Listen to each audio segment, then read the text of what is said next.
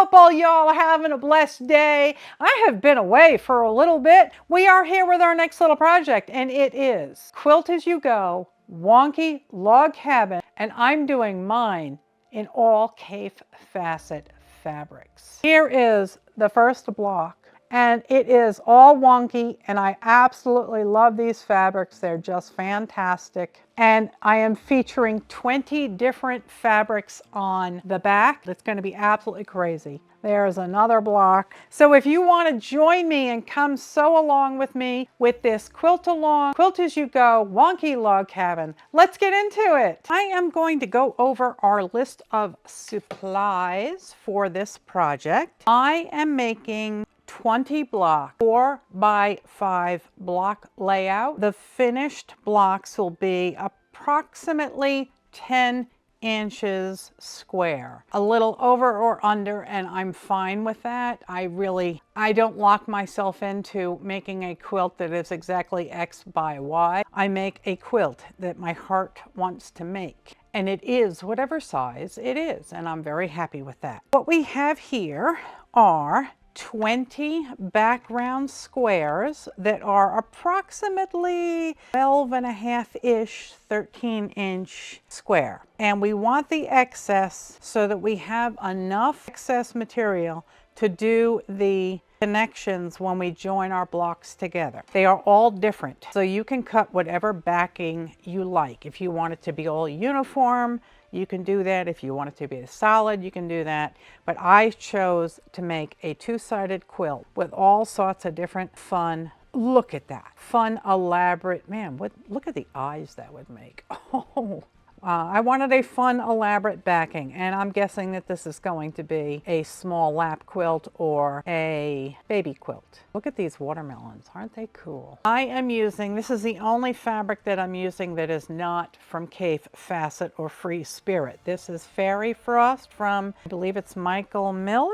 So I think that those will contrast nicely with all of those fabrics. And I have a 10.5-inch square ruler to help me figure out where I want to put my centers, or the hearth stone. This is a log cabin, so I believe they call the center a hearth stone. Now, I am making a wonky log cabin, and it's going to be very wonky because this thing is going to move around randomly. I may decide to put it there for one block, and then I might put it over here for another block, and then I might put it over here for another block. And I think it's just going to give the eye so much enjoyment just looking at the different placements of this center. Now, the reason I'm using a ruler is because I don't want it to end up cockeyed, because that will make then we will no longer have a log cabin. We're going to end up with something that has many, many sides. So I'm going to use a ruler to help me make sure that this is just in a square location. It's not going to be exact, but at least I know it would kind of look square-ish. You're going to be using this ruler on the batting. Speaking of batting, I have 13-ish or 12.5-ish size squares of batting. So I have 20 of these. For my light strips, I have this amazing Kaffe Fassett jelly roll that is called Parakeet. So I'm starting with maximum width of 2.5-inch for my strips. And I have a whole mess of darks here that I have cut. So those will be my dark fabrics. So I was able to make everything except for the hearthstone out of Kaffe Fassett fabrics. Today, I'm only going to be showing you how to make the blocks. I have a new helper here with me today. Let me introduce you to Dash. Let's do your video debut. Where'd you go? This is my Dash. She is one of my barn cats, and she is so loving and so sweet. She just wants to be held, and I love her. As you can see, loves to be held and cuddled and kissed. She is an absolute love. Look at that face. She is so beautiful and so sweet. She sleeps with me all night. My bedroom is upstairs, and I have a little balcony off my bedroom. So she knows that when I turn the light on my balcony, it's time to come up. So she climbs up onto the balcony and she comes into my bedroom. And she sleeps with me all night.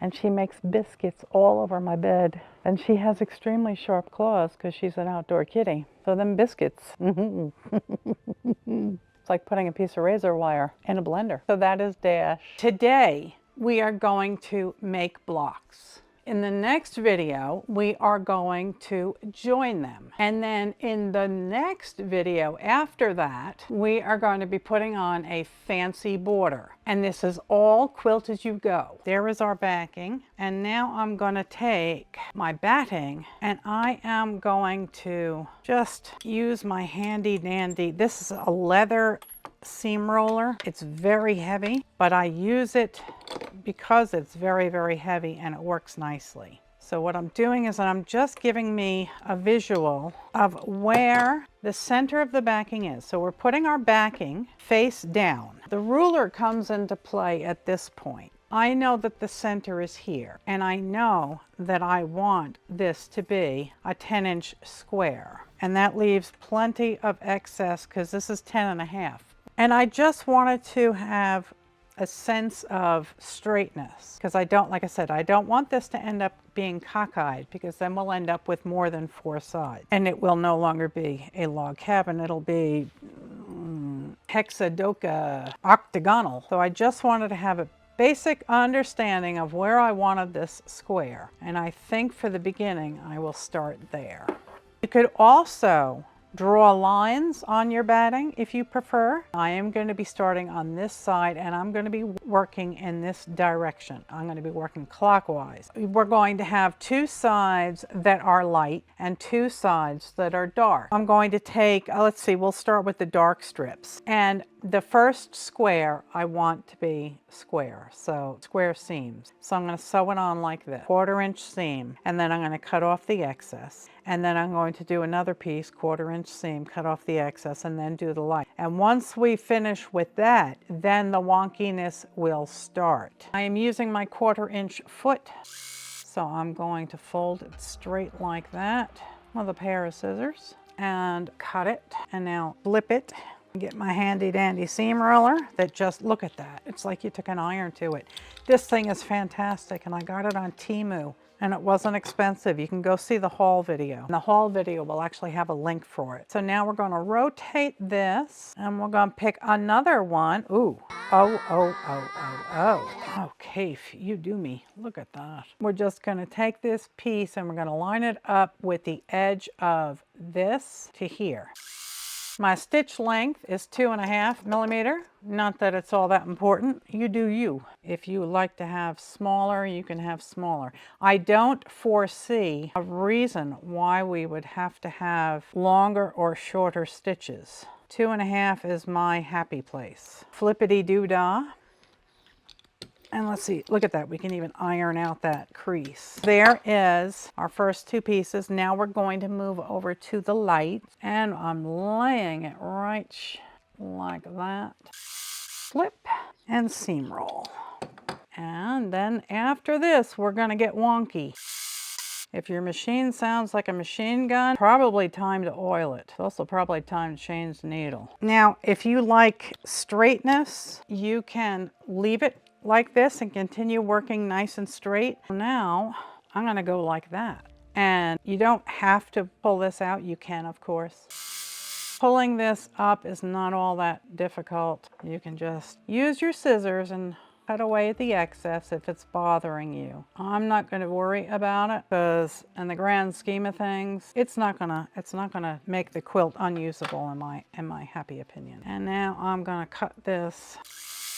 And you can just pull it like that. That's straight and it'll cut. I did it wrong. So if you do it wrong, like I do, you're just gonna pull the stitching out. It's no biggie, it comes off. What I'm doing is I'm popping every like 3 or 4 stitch and then it'll come off for you. I leave my mistakes in so that you can learn that, one, I'm not an expert. I've only been doing this since the 70s, but I'm not an expert and I make mistakes. Only God is perfect and I'm happy with that. Don't know how happy I am with this seam ripper from Temu. Seems kind of cheap. Yeah. Let's see, kind of thin and useless. This is better. This has more oomph to it. This goes right through things. So that seam ripper was a fail. I like the handle on it. So that's out, and then you can just go over here and it all comes out and no one knows that you made a boo-boo. Nobody knows. And you don't have to be real wonky every time. You can be slightly wonky.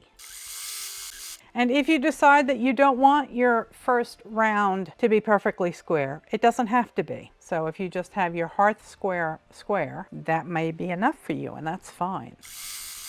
All right. Oh, I love that. I like that wonky, and even slightly wonky will get you movement.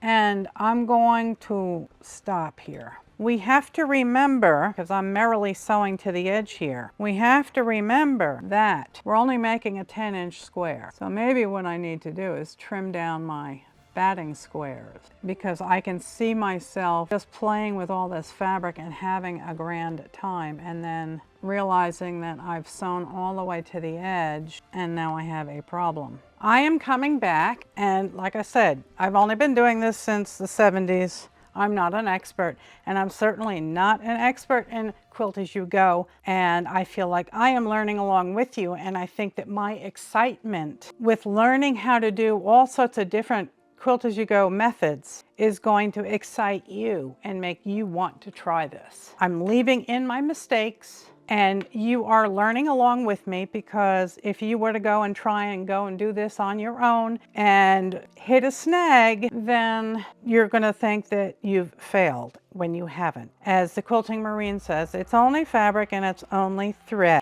And even messed up wonky blocks that are oopsies can be sewn into a quilt and given to someone who is homeless, or to a child that was involved in a car crash and is very upset, and the policeman pulls the quilt out of his trunk and gives it to the kid to snuggle in. Your quilt will still give someone some love and let them know that Jesus sees them. So even if your block is screwed up, make a quilt with it anyway. What I've done is I've cut my batting to 10.5 inch. So that gives me 1/4 inch all the way around, which is what I want. I want excess fabric on the back, because when we go to join them, this is one block and this is the next block. We need to be able to lay this over, make this seam, and then the seam, the combined 2 pieces of batting and 2 pieces of top will get into the seam allowance, and then we catty corner it so that it is not laying on top of each other, so you have a really thick seam. So the seam would go this way,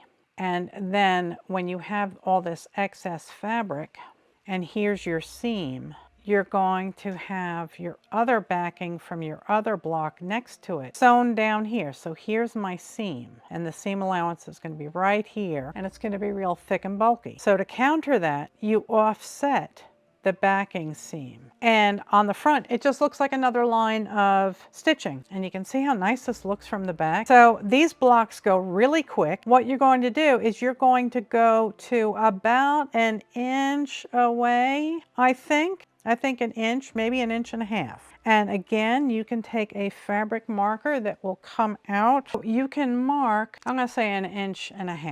So I'm going to put a line there, 1.5 inches here, and you can actually draw the line if it makes you feel better. So now I have a visual, and over here I'm going to do about the same thing. Come in about 1.5 inches. Doesn't have to be exact. You can use chalk if you prefer. And then over here, I think what I'll do is I'll pick out some of those stitches, because I don't want to go. You don't want to sew up to the edge, because you need space to work when you are sewing your blocks together. And you come back and you quilt that after the blocks are joined. 1.5 inches. Like I said, this comes right out. No one will see it. All right, there. That's a good visual for me. So there is my frame, so I know where not to sew. And at this point, you can see that we're only going to be doing one more strip of light on these sides, and we're going to be sewing it back here. So this is going to be narrow. And the same thing over here. We need one more strip over here. And then of course we need more darks. Oh, isn't that fun? I like that. If we do that, yes, it would work. So this one's not going to be all that. I'm not going to be exaggerating the wonk. Oh, I love this thing. I can't tell you how much I love that seam roller. All right, so now we have enough fabric over here. I am going to start this seam about here, and I can come back and finish it. And yes, I'm going over the line. This is just, you just need enough unquilted areas to be able to hold these together, right sides together, and sew them together. So just be aware of that. I'm not going to sew this seam all the way to the end. I'll stop about here. So now we need another light piece, and what I'm going to do is I'm going to fold this back. I'm folding my batting and backing back out of my way. And then I can finish this seam. See, this is me thinking on my feet. So now that is sewn all the way. And I can do the same thing over here, folding this back. You are learning how my brain works. If we can't sew a seam because we're too close to the edge, all we have to do is fold the backing and the backing out of our way. Pick it up and scooch it out of the way. Give this a nice crisp press. And we folded the back down, and this is flapping in the breeze, and that's perfectly okay. And you can see that it does cover everything, and the blocks will shrink up a touch as you are sewing. So now I can see that I need one more piece, and this block will be done. And that is going to be another piece of light. That's not sewn down, this is. So I'm gonna pick out a couple of stitches, enough so I can flip it, the backing and the batting out of my way. That's enough. These, and flip them out of the way. That is our first block. For the next block, I have cut it down to 10.5-inch square. So this gives us a better visual, and we know we've got plenty of backing. It doesn't have to be dead on straight. Pretty near is good enough. And we're going to take another one of our squares, and I think maybe I'll put that one over here. And we just want it to be relatively square. And you can, of course, stick it in the middle if you like. And it doesn't have to be dead on 1/4 of an inch, because if your stitches are small enough, like mine are, then that's fine. It's sewn to the batting, it's sewn to the backing, and it's going to be further quilted at another time. There's going to be pieces going over it. This is not going to come apart. Not going to come apart, don't have to worry about it. And this one here, I will stop stitching about there. Enough room to flip it out of the way and sew it. We are going to need one more piece here, and I will sew that on later because I'm going to have to pick out some stitches, as I just get excited looking at all the fabrics and I'm not paying attention to what I'm doing. Don't be like me. Pay attention to what you're doing. I'm so excited with all the pretty colors. Getting overwhelmed. So those aren't stitched down, but they are free from the edge. And now we're going to take our next piece of dark, and we're kind of got to go maybe like that. And if you are more comfortable, you can always stick a pin in it to hold it together for you as you flippity-doo-dah. So now we need, that was dark and dark, so now we need light and light. The initial part needs to be stitched separately.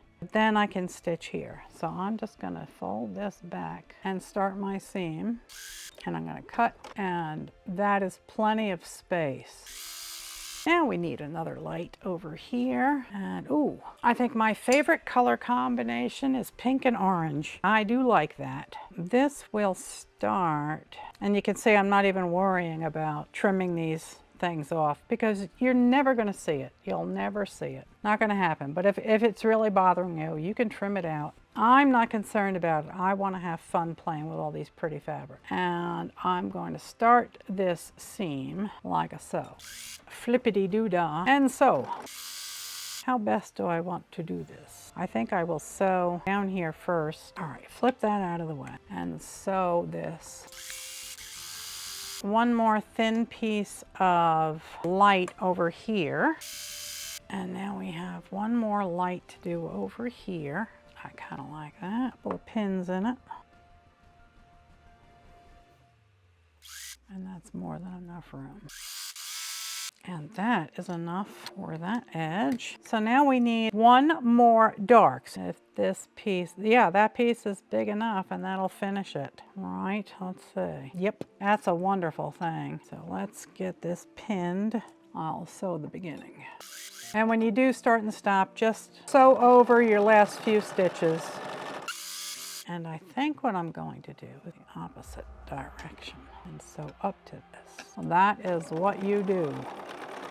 There. Doesn't matter if you have to do the seam and sections or not. It's good enough for me. As I always say, if you can't see the mistake from the back of a rapidly galloping horse at 2 a.m. on a foggy night, you are good to go. No one's going to know that I had a little bit of a blip there. So that is block number 2. So that is going to wrap up this episode, and this is a Quilt As You Go project. So when we are done with this project, the quilt will be finished. So there is block number 1, and it is nice and wonky. And there is block number 2.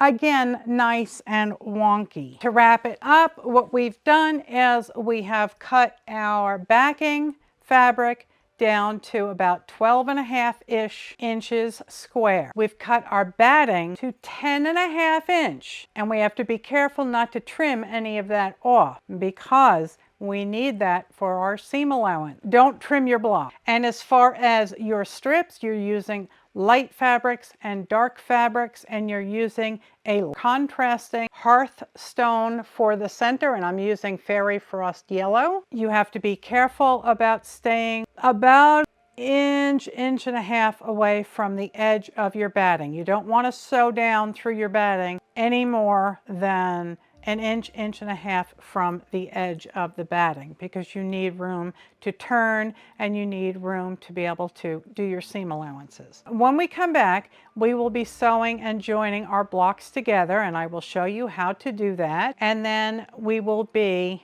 finishing up the quilt top, and then we will work on the border and the binding, and it's all going to be in one. And I'm thinking that we might do a picket fence border, so it'll be like a 3D edging, or we could do scallops. I'm not sure what I'm going to do. Maybe I'll just do crazy triangles. Who knows? But we will figure that out in the 3rd episode. I left in my mistakes so you can see that I'm learning along with you. I want you to see me making mistakes, and I want you to see my brain working to fix those mistakes, even if it means picking out stitches, because by seeing mistakes get corrected, it helps you learn how to do it. So maybe you don't have to make the same mistakes that I did, but if you do, you saw me fix them. I want to thank you so very much for all your subscribes, all your likes and comments. Your comments just make my day. You've taught me a lot. Thank you all so very much for watching, and I will see you right back here next time at 70 Acres Studio with our part 2 of our wonky log cabin Quilt As You Go. You have a very blessed day, a very, very blessed week ahead, and I will see you real soon. I love you all so very, very much. God bless. Good night, Elizabeth. Good night, John Boy.